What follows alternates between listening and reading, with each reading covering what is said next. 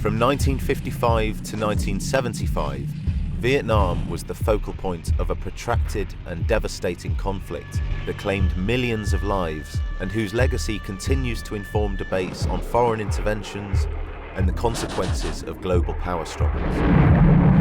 The war evolved from localized post-colonial tensions into a key battleground in the global Cold War, with the United States supporting the South and the Soviet Union and China backing the North.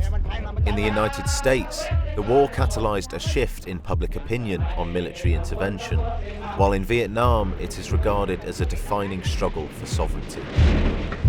It was also the first major conflict to be broadcast into living rooms on a daily basis, creating an unprecedented immediacy in how war was experienced by the public. In the 50 years since its end, the war has inspired several filmmakers whose works have not only reflected, but also shaped popular memory of America's war in Vietnam. But how do these Hollywood depictions measure up to reality? Featuring freshly digitized news reports not seen in nearly 6 decades, this episode dissects scenes from landmark films Good Morning Vietnam, Follow the Ho Chi Minh Trail, Full Metal Jacket, This is my rifle, and Apocalypse Now, Never get out of the boat. comparing them with authentic ITN archival footage. From the bustling streets of mid-60s Saigon and the grueling ordeal of Marine Corps recruits at Parris Island, to hair-trigger patrols along the Mekong River, the devastating Tet Offensive, and the brutal Battle of Hue City, we highlight the stark differences and similarities between cinema and reality. To support this new series, please hit the subscribe button and leave us a comment to let us know what you think of the video. Good morning, Vietnam! Released in 1987 and directed by Barry Levinson, Good Morning Vietnam stars Robin Williams as Adrian Cronauer, a fast-talking radio DJ whose irreverent humour brings a dose of humanity to American troops stationed in the South Vietnamese capital of Saigon. follow the Ho Chi Minh Trail, follow the Ho Chi Minh Trail. The film's opening paints a vibrant portrait of Saigon in the summer of 1965. Bustling markets, chaotic traffic, and GIs mingling with locals in a city that seems far removed from the front lines. What about bananas? No. But the illusion doesn't last. Later, the tone shifts dramatically when Jimmy Waz, a bar frequented by US personnel, is bombed by the Viet Cong, puncturing the film's comedic surface with sudden, explosive violence. You can't just leave her in this. This boy's gone, so.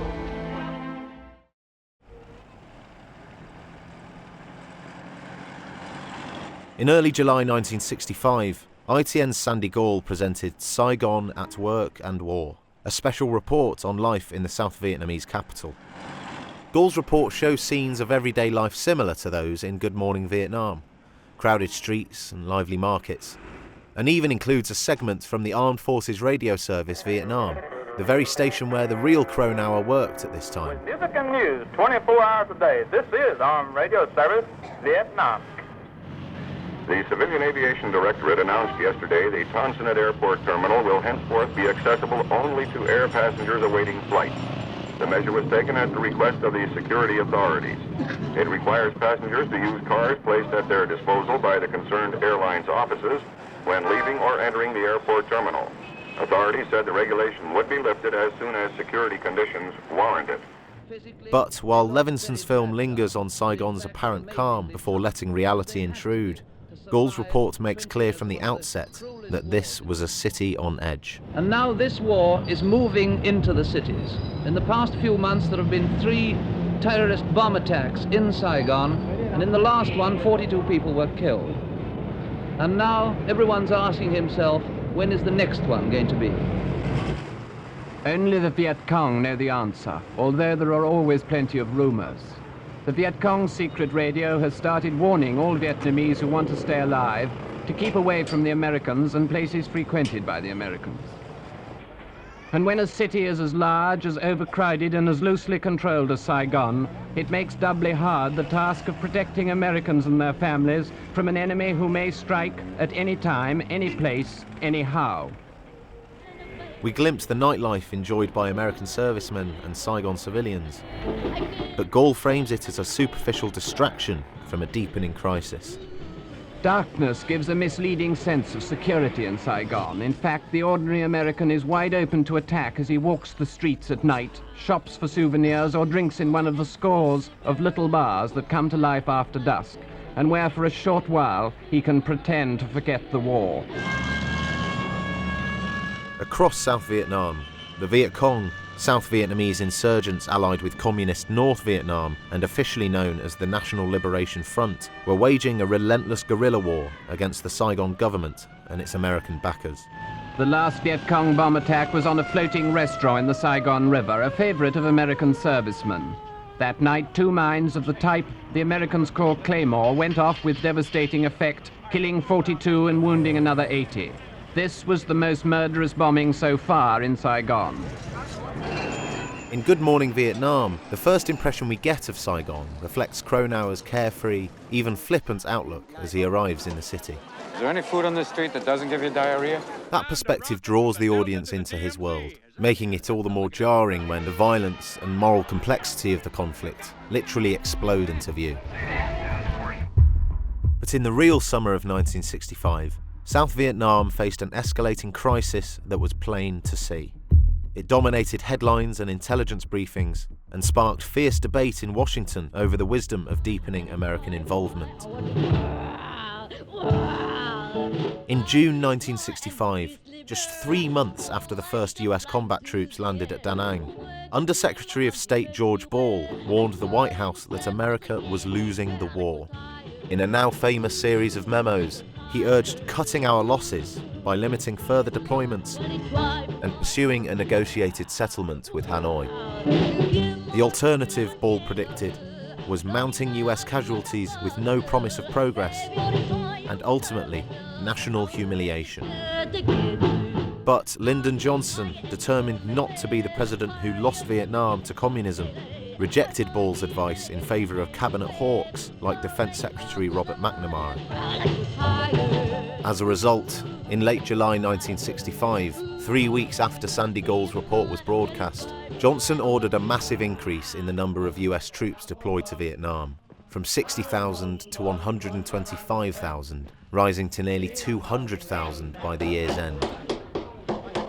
Everyone now accepts that there will be more of this. More bombs, more blood on the pavements, more corpses, more coffins, more widows, more orphans. And nearly everyone accepts that there's nothing that can be done to stop it. Parris Island, South Carolina, the United States Marine Corps Recruit Depot. Released the same year as Good Morning Vietnam, Full Metal Jacket was directed by Stanley Kubrick and stars Matthew Modine, Vincent D'Onofrio, Sir, yes, sir! and R. Lee Ermey. You will not laugh. You will not cry. The film's first act depicts the experience of Marine Corps recruits passing through the Parris Island training facility. In the opening sequence, recruits have their heads shaved, and in a ceremony of humiliation, they are assigned new names by Gunnery Sergeant Hartman, played by real-life drill instructor R. Lee Ermey. Lawrence, sir. I don't like the name Lawrence, only and sailors are called Lawrence. From now on, you're Gomer Pyle. Sir, yes, sir. Each day begins with a violent reveille and a torrent of verbal abuse, Drop your cocks and grab your socks. followed by a range of training exercises, including a merciless assault course Your ass up there. and time on the firing range. Kubrick's Parris Island is presented as a psychological crucible, where individuality is stripped away This is my rifle. and killers are forged. Kill, kill, kill. On the 3rd of January 1973, ITN's Michael Brunson visited Parris Island. It's just before 5 in the morning. 4,000 would-be Marines are getting up, fast. The footage shows recruits jolted awake by drill instructors in a routine familiar to audiences of Full Metal Jacket. Armies get up like this all over the world, but this is the start of a 16-hour training day, and this is some of the toughest training of any army in the world. Get right there! Get right here! Brunson explains the process is not just about breaking individuality, it's about dehumanization and brutalization. What's taking you so dead blame noon? Pick up your trash, recruit! Turning young men into instruments of war. The idea of this camp is very simple. In 11 weeks, they want to change a man from an ordinary human being into a US Marine. The head shaving is deliberate. As the general says, if a man comes in here a Christian, he may go out a Christian. That's about the only thing we won't try and change. Get up there, I'm gonna knock you up there!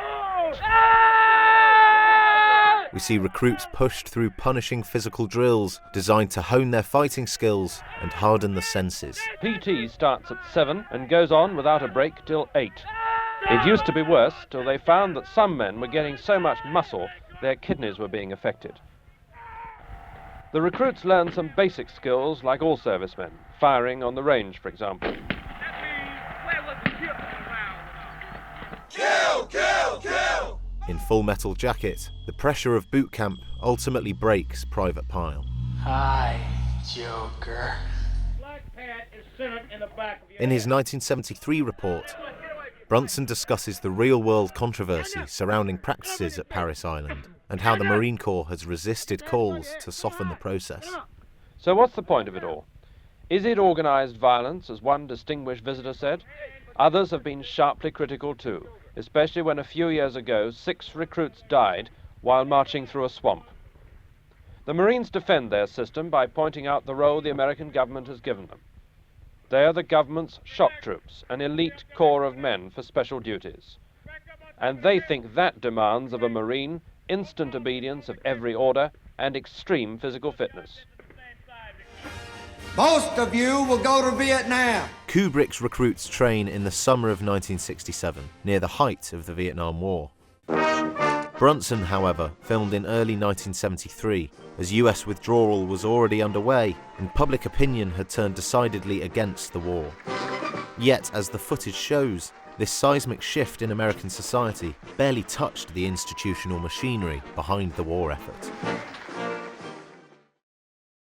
Tet, Vietnamese Lunar New Year's Eve. The second half of Full Metal Jacket drops us into Vietnam on the eve of the Tet Offensive of 1968. There's a rumor going around that the Tet ceasefire is going to be canceled. They say the same thing every year. We watch the editor of US Forces magazine Stars and Stripes dismiss rumors of a Viet Cong surprise attack during Tet, the Vietnamese New Year, traditionally a time of truce, only for Da Nang Air Base to come under fire soon after. Because Kubrick's film follows Private Joker, we only glimpse the Tet Offensive from his vantage point in Da Nang. But the significance of the attack lay in its scale. A coordinated assault by North Vietnamese regulars and the Viet Cong on more than 100 towns and cities across South Vietnam. Fighting raged for 3 weeks in Saigon and over a month in Hue.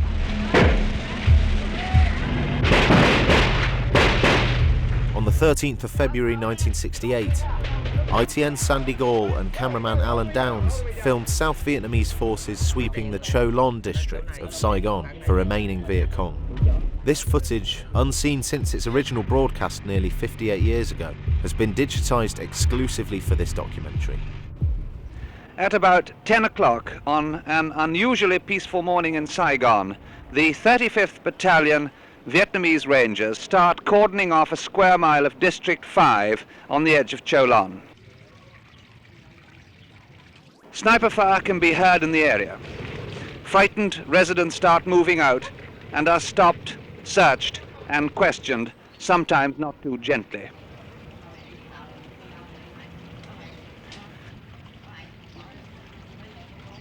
After a bit, the Rangers move up the street into a position on a street corner. The locals say the Viet Cong moved into the area, a maze of narrow streets and alleyways, the night before, and are holed up in a new block of flats. The situation begins to get tense. At about 11 o'clock, the first heavy firing starts.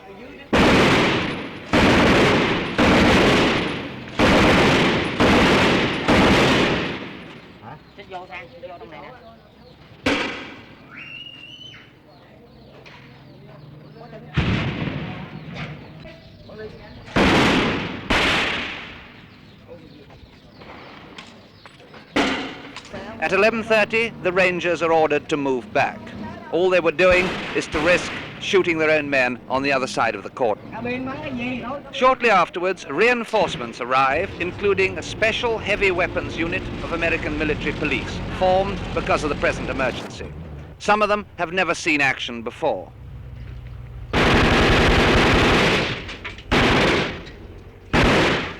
By now, the whole area is cordoned off, and like so many beaters driving grouse to the butts, the Rangers start to sweep down to the blocking force, which includes the Americans.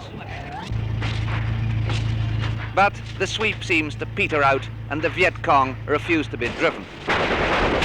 Instead, in a tactic they've used repeatedly in Saigon in the past fortnight, the Viet Cong start a fire which the wind will soon spread, hoping, presumably, to slip away in the resulting confusion.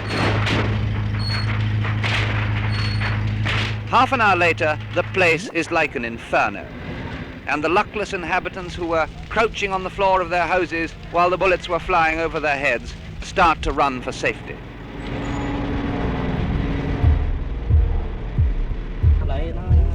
The Tet Offensive ended in military defeat for the North Vietnamese and the Viet Cong, who suffered catastrophic losses, between 45 and 58,000 killed and more than 60,000 wounded, and failed to spark the popular uprising they hoped for. But in the United States, the scale and visibility of the attack produced a psychological earthquake. Prior to the offensive, President Johnson and General William Westmoreland had spent months assuring Americans that progress was being made in Vietnam and the enemy was on the ropes. The sight of Viet Cong attacks across South Vietnam, especially in Saigon, under the gaze of the international press, seemed to belie that narrative entirely. American and South Vietnamese forces eventually repelled the offensive, but Johnson's so-called credibility gap, the gulf between official claims and what Americans saw nightly on television, had widened into a chasm. Joker's editor sums up the public mood after Da Nang. The civilian press are about to wet their pants, and we've heard even Cronkite's going to say the war is now unwinnable. After Da Nang, Joker is sent to cover the Battle of Hue. Kubrick staged these scenes not in Vietnam, but at London's Beckton Gasworks, transformed by art director Anton Furst with Vietnamese signage, 200 imported palm trees, and buildings blasted and charred to mimic war damage. In the film's final act, Kubrick captures the claustrophobic terror of urban combat as Joker's unit navigates the shattered streets of Hue, falling victim to booby traps and snipers. On the 20th of February 1968, a week after reporting in Saigon, Gall and Downs joined US Marines crossing the Perfume River into Hue to drive out entrenched North Vietnamese forces. This is a convoy of Vietnamese Marines moving up the Perfume River in the middle of Hue, on its way up to try and establish a beachhead on the north of the area which contains the citadel, where 400 or 500 Viet Cong are believed to be still holed out, in fact are holed out, have been shooting back. It's been heavy mortaring just before the convoy set off. Heavy firing from the convoy as we make our way up the river. This particular LST is carrying a large amount of ammunition on it. We hope we don't get hit in the process. The landing stage on the north side of the Perfume River has become a major bridgehead for the Battle of Hue. The scene begins to resemble Europe in World War II, as in France, Belgium, and Germany, this is street fighting in the nasty classical manner. Most of the time, you never see the man who's shooting at you. Much like Kubrick's depiction, Gall observed inexperienced recruits taking heavy casualties as they fought their way through the city. The United States Marines don't seem to be trained in street fighting. Most of them are green troops. Many have only been in Vietnam for a few weeks or months. They just had some infiltration through the line. Hey, Manus, what do they got to do? Put out a sign? What do they got to do? Put out a sign? Get down. They are courageous, but they lack cunning. And because they lack cunning, and street fighting is what it is, they're taking heavy casualties in Hue. Bravo Company, which started off with more than 130 men, is now down to 90. They have only one officer, one master sergeant, and one sergeant left. Who was it? Was you the one hitting the arm? Yeah. I bet you get hit. Ahead, a gateway, shattered, leads to the Imperial Palace, once as peaceful as Windsor. The Marines complain that they're taking heavy casualties because they're not blasting the old city indiscriminately. They could completely flatten the citadel, where about 700 North Vietnamese army troops are said to have their headquarters. Hey, where's the gun team at? So far, they've held back in order to spare what is culturally the most important city in Vietnam. The Allies face the same problem at Monte Cassino. How long will the Vietnamese and the Americans hold off here, with casualties steadily mounting? And as the Marines slowly force their way forward, house by house, they've been averaging 1 block a day so far, the refugees come creeping out, still trembling.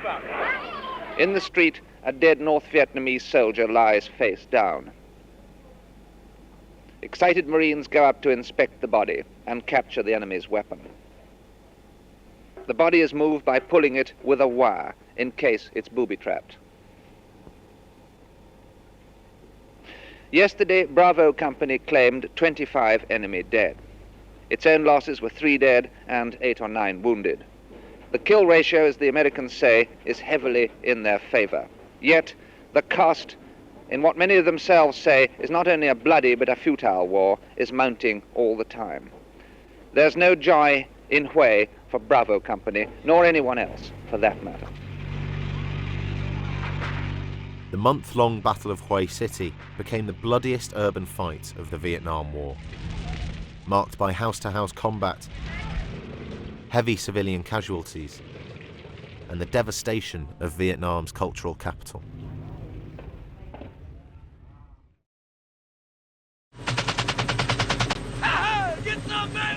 In one of the film's most unsettling moments, a door gunner fires on farmers in the rice paddies below, boasting about killing women and children. Ain't war hell? It's a scene that captures the brutalizing effects of war, and it unfolds aboard a Bell UH-1 Iroquois, better known as the Huey, an aircraft that became an enduring symbol of the Vietnam War.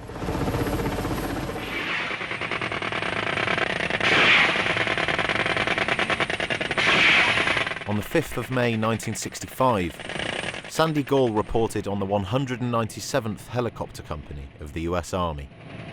The 197th Company is the most highly decorated American helicopter unit in Vietnam. Helicopters revolutionized modern warfare, providing air support, troop transport, and medical evacuation, or medevac. But for the crews, this innovation brought new risks and vulnerabilities.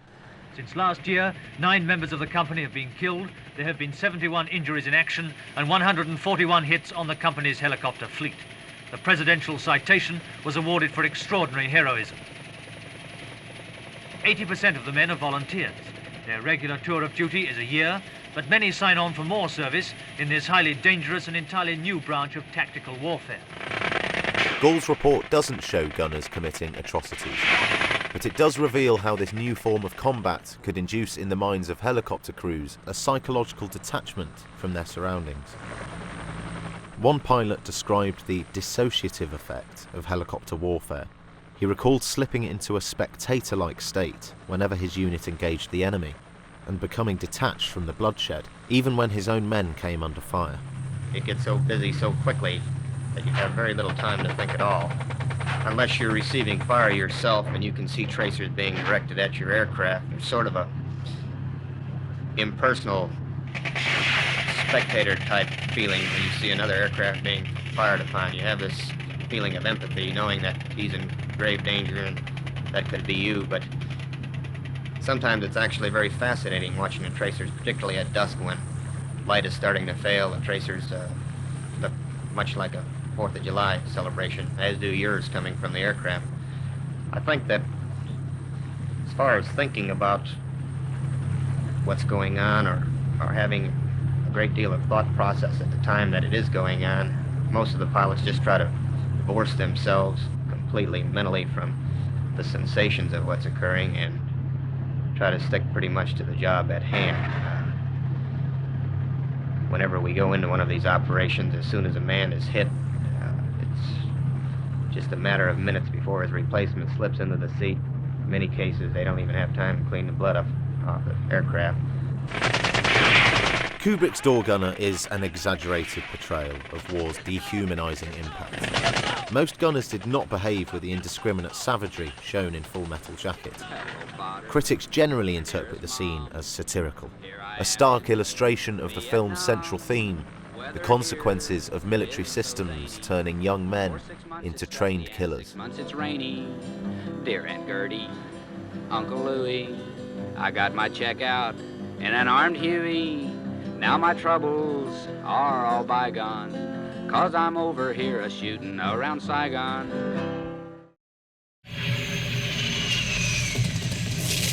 Francis Ford Coppola's 1979 masterpiece, Apocalypse Now, deals with many of the same themes, though through an altogether more surreal lens. Starring Martin Sheen, never get out of the boat. Marlon Brando, You're an errand boy. And Robert Duvall. I love the smell of napalm in the morning. The film draws inspiration from Joseph Conrad's Heart of Darkness and charts Captain Willard's psychological descent as he journeys up the fictional Nung River to assassinate the renegade Colonel Kurtz. Early in the film, Willard joins the 9th Air Cavalry for an air assault on a Viet Cong stronghold at the river's mouth. Huey gunships rain fire on the coastal settlement, and much like in Full Metal Jacket, the soldiers greet the carnage with chilling nonchalance.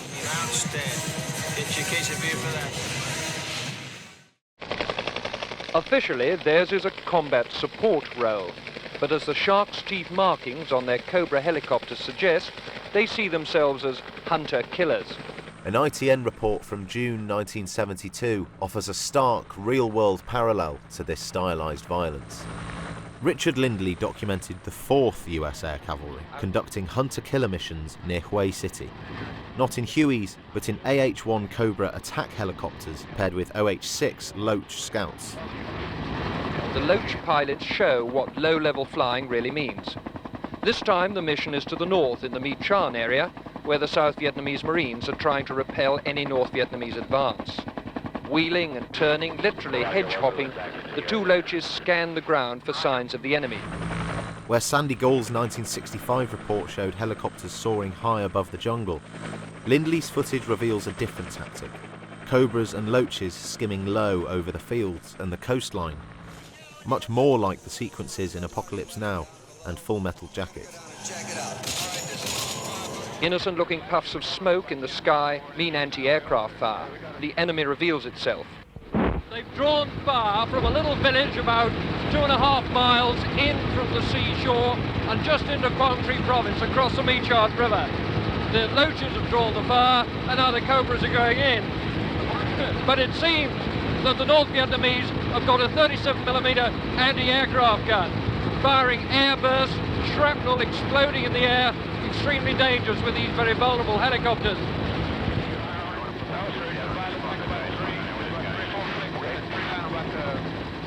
On the ground, it's the noise of exploding artillery and mortar rounds, the shattering din of small arms fire that means danger. Up here, where the noise of the rotors drowns almost everything else out, it's the sharp pitch of the pilots' voices on the radio that tells you you're in action. The only weapon we really hear is our own .50 caliber machine gun, which joins in the fight. The North Vietnamese anti-aircraft gun has apparently been silenced. Now the Cobras fire flechette rockets at what look like camouflaged troop positions. The red smoke marks the moment when the rocket releases its steel darts, which stabilize in the air as they fly towards the target. Out at sea, just off the coast, the 7th Fleet fires 150 rounds into the target the air cavalry has identified. Their armament expended, the helicopters head back to refuel and rearm. Flying closer to the ground and closer to the danger seems to produce a different psychological state to that experienced by pilots of the 197th. So many of the American units now working in this war operate a long way from their target. Perhaps they never see it except by radar. You're right in on the ground. How does it feel to sort of tackle the enemy at close quarters like that? It's exciting. It's something that you've trained to do for an extended period of time. And you find that when you do it, initially going out on a mission, of course, you feel the same fear that anybody else feels when they realize that you might go out and get hit. It's sometimes said that your unit is the only one that's still enjoying this war. I wouldn't say enjoying it. I'll say perhaps participating. Some people enjoy it, some don't. Some just go out and do it as a job. It's a daily grind. What is it to you? I enjoy it. As the film progresses and Willard heads upriver, Apocalypse Now grows increasingly surreal, a descent into madness. I'm gonna go eat some mango. Early in the journey, Willard and Chef step off the boat to forage for mangoes. When a tiger lunges at Willard, he opens fire, and the pair sprint back to the patrol boat as their squad, fearing an ambush, unleashes a blind barrage into the jungle. It's pure panic, not tactics. These aren't soldiers in control. They are men on the edge in an alien and hostile world. Never get out of the boat. Absolutely goddamn right. To allow himself maximum creative freedom, Coppola invented the Nung River, but it was inspired by Vietnam's real Mekong. The Mekong River was a vital artery of the Vietnam War, snaking through Vietnam, Cambodia, and Laos, and serving as a lifeline for troops, supplies, and covert operations. For years now, the Viet Cong have been strong in the Delta. It's where they've always raised taxes, food, and recruits. But the Americans say that since the Tet Offensive, Viet Cong tactics have become much more aggressive. On the 7th of March 1968, ITN Sandy Gall joined a US gunboat patrol in the Mekong Delta. Once again, this newly digitised footage has not been seen since the day it was first broadcast. They fire rockets at the river patrol boats with deadly accuracy. In one 4-day period last week, 3 of these fiberglass boats were hit and their crews wounded. The Americans thought they'd succeeded in keeping at least the main waterways of the Delta clear of Viet Cong, but now they find that they're not safe even there. Gall watches as the crew targets a suspected Viet Cong position on a river island. First of all, the force of fast patrol boats and armoured landing craft sailed along the banks of the island, calling on the local population to move out of the area. A psychological warfare team broadcast a message in Vietnamese warning that the strike would begin in half an hour. Đồng bào lưu ý, đồng bào lưu ý, đến đây, đến đồn quốc gia Việt Nam. After evacuating civilians, they unleashed thousands of rifle and machine gun rounds, plus mortars and grenades, without ever seeing the enemy. After the broadcast came the bullets. The bombardment lasted a full hour.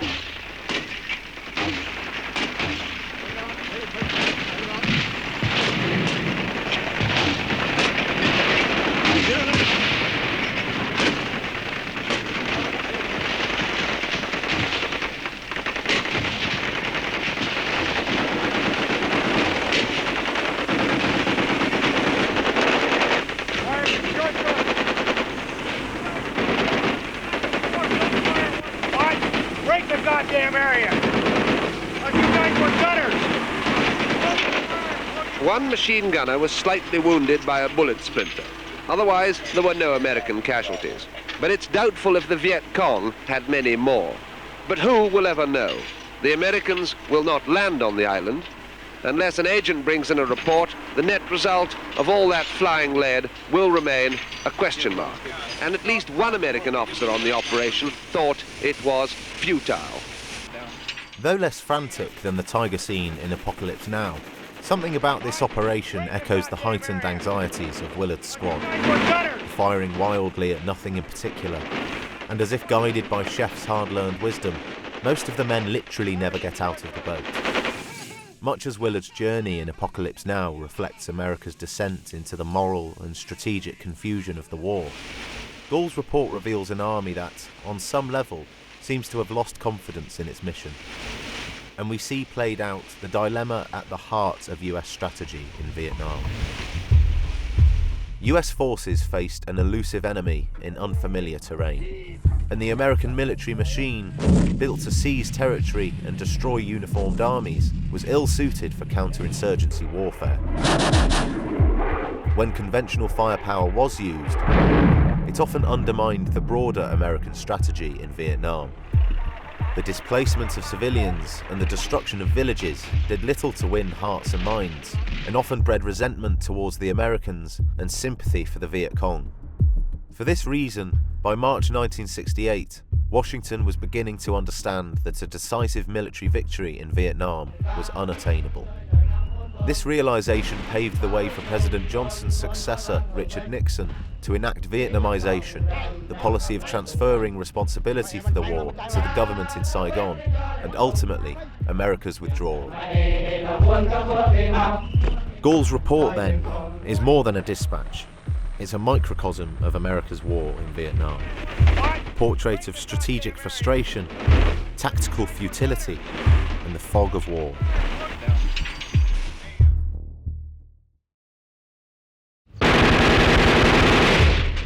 The Vietnam War marked a turning point in modern journalism.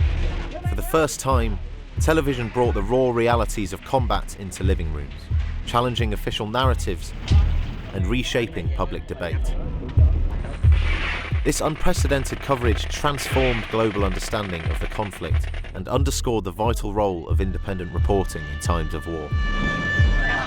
Decades later, Vietnam's legacy endures on screen.